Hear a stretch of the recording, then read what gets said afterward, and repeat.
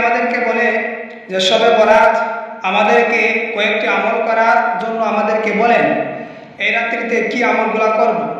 যেহেতু এই রাত্রিটা মুসলিমদের কাছে একটা গুরুত্বপূর্ণ, কারণ এই রাত্রে আল্লাহ রাব্বুল আলামিন অসংখ্য অগণিত রহমত দান করেন, বরকত দান করেন, অগণিত মানুষকে জাহান্নাম থেকে নাজাত দান করেন এবং এই রাত্রিতে আল্লাহ রাব্বুল আলামিন রিজিক প্রদান করে থাকেন।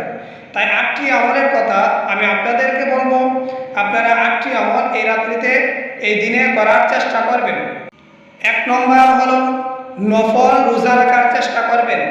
রাসূল আকরাম সাল্লাল্লাহু আলাইহি ওয়াসাল্লাম এই শাবান মাসের মধ্যে বেশি রোজা রাখতেন রমজানের প্রস্তুতি নেওয়ার জন্য। তাই আপনারা কমপক্ষে 3টা রোজা থেকে আরও বেশি রোজা রাখার চেষ্টা করবেন।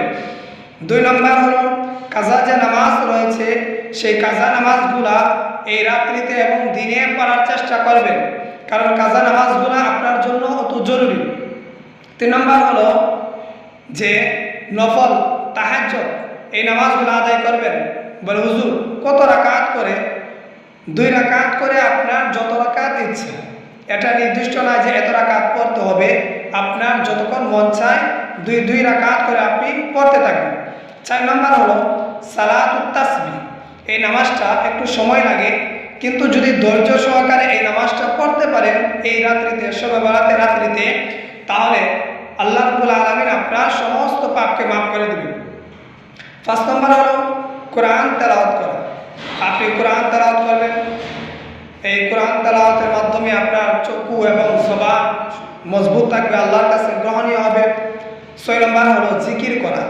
এই জিকির যদি আপনি করেন তাহলে আপনার মধ্যে দুর্বলতা, ক্লান্তি আসতে পারে, তাই একটু হাঁটতে হাঁটতে জিকিরটা যেহেতু করা যায়, তাই আপনি অন্যান্য ইবাদত করার পর আপনার মধ্যে দুর্বলতা আসতে পারে, শরীরটা অলস হতে পারে, তাই হাঁটতে হাঁটতে একটু জিকির করবেন, অলসান্তি দূর হয়ে যাবে, তাহলে আপনার জন্য সুবিধা।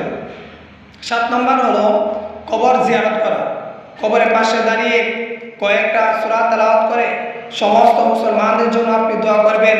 হতে পারে এই দোয়ার মাধ্যমে আল্লাহ রাব্বুল আলামিন যার নিঃসন্তান ছিল, আপনার এই দোয়ার মাধ্যমে আল্লাহ রাব্বুল আলামিন ওই লোকদেরকেও ক্ষমা করে দিতে পারেন।